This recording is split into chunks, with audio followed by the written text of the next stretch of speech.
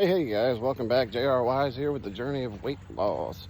Welcome back to episode 2 of Topics with JR Weis. I'm a little late out here this morning. It was raining when I got up, so I've only got about, a mile and a half in right now. It's very humid out here. It's only like 77 degrees, but my goodness, it's humid.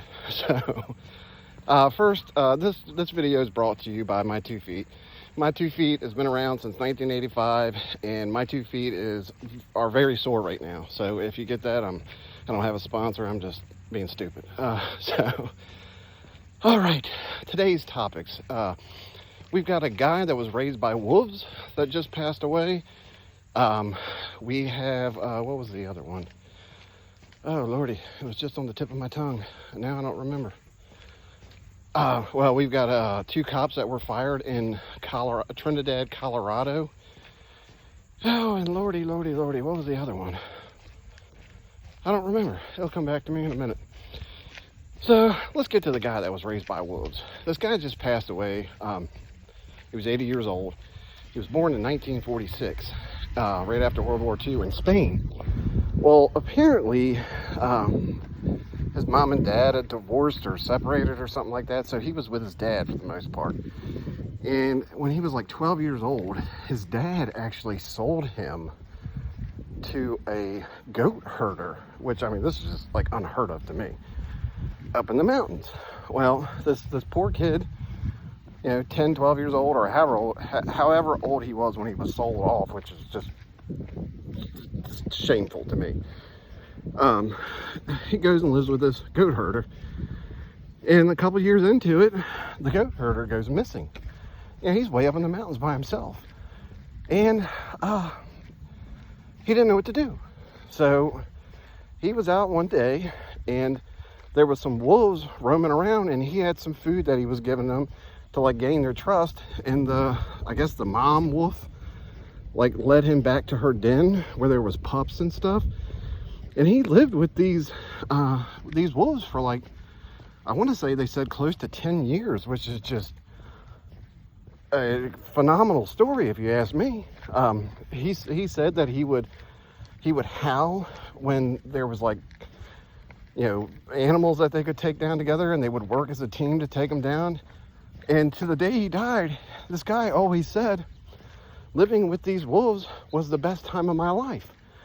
And it's fascinating to me. And there's a documentary on it, but I haven't watched the documentary. I just read this article. So this poor guy, I mean, what a childhood to have, to be sold off to somebody. Your dad is standing there selling you to a goat herder, and then the goat herder treats you better than your own parents. And then for that person that's now your guardian just goes missing, and you have to go live with wolves. I mean, that's just, and I mean, they've proven this story. It's real. It's not made up. It reminds me of that Jodie Foster movie. I think it was Nell or something like that. So maybe that movie was based off this story. Some Spanish guard found him when he was like 19 or 20 or something like that in the mountains, and led him back to civilization. But just blows my mind that even happened, and this guy was still alive while we were alive. You think something like that would happen back in like the 1850s, but to hear that it happened in 1940s, 50s, and 60s is just kind of crazy. So yeah, the next thing I want to talk to you guys about is these 2 cops in Colorado and Trinidad. Father and son were driving separate vehicles down the road. The son was in front of the father, and the son got pulled over for following a cop too closely on the road in like icy conditions.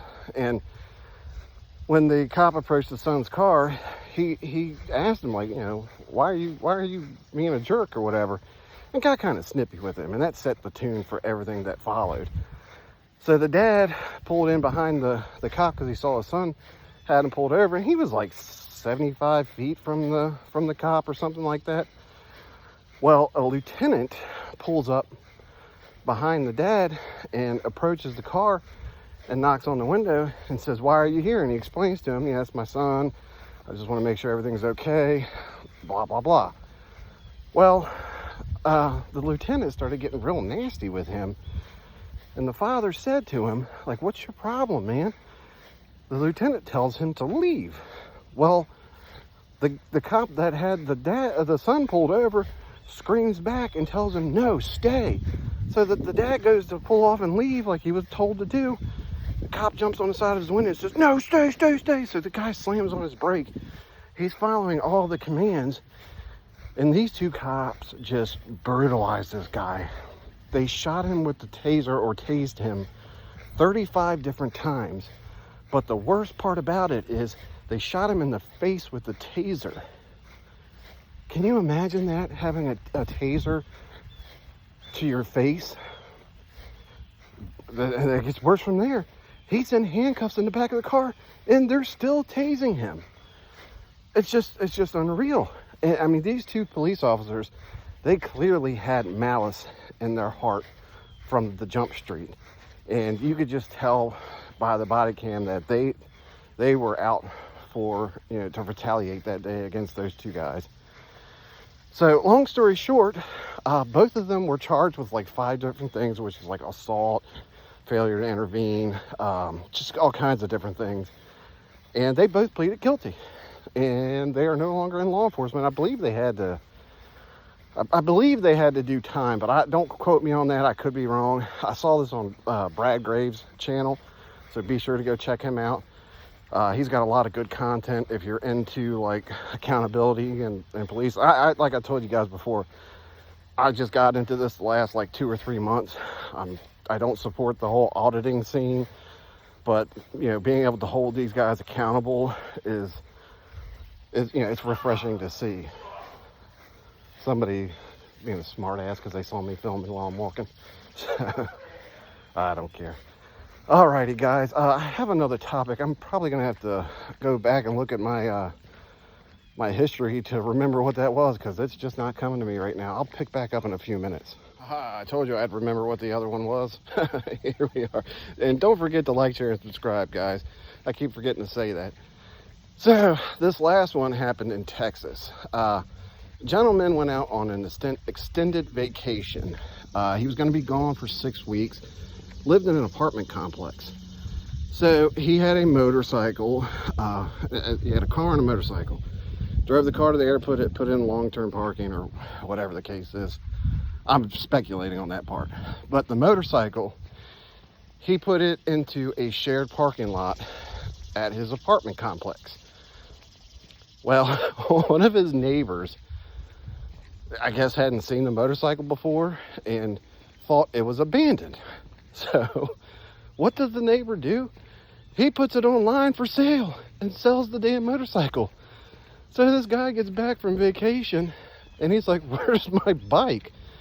And I'm assuming I don't know the whole backstory on this, but I'm assuming he found the ad online or something. Or, they reviewed the security cameras to see who had taken it, I guess. And he found out it was his neighbor. Well, the worst part about this whole story is the neighbor who sold the motorcycle to another person told them that the key was lost and, gave him a bill of sale, all this kind of stuff. So now this guy is facing theft charges for doing that. But he did think the bike was abandoned, but it still doesn't matter. You just can't go pick something up that you think is abandoned and sell it as if it is yours and lie about it. Maybe if you had been up front with the buyer and was like, "Hey man, this thing was abandoned. I'm selling it because we found it." I'm not sure how all the laws work in Texas, but I know where I'm at. You just can't go pick something up off the side of the road or in a shared parking lot and sell it as if it is yours. It just doesn't work that way. So kind of a crazy story there. I mean, sometimes I don't get what people are thinking before they act. Like, was he that hard up for money that he's like, "Oh man, I'm gonna sell this guy's bike while he's gone. I got 6 weeks to come up with a good story." I don't know. It's just not something I would do. Anyhow, we'll leave it at that for the day. So again, don't forget to like, share, and subscribe. And oh yeah, I wanted to mention, I did a short yesterday about how bad my feet were hurting from just walking 6 miles. And man, I woke up this morning and my left foot is just absolutely killing me, especially on the heel.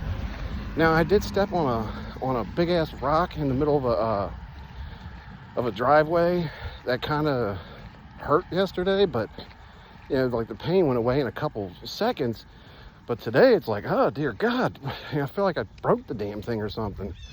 I was limping earlier, but now that I've been out here walking for 45 minutes or so, I feel better. I'm about to start jogging. So anyhow, just wanted to complain about that for a little bit.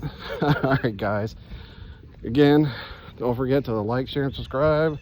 Donkey punch the like button and drop kick the share button or whatever. Alrighty, guys.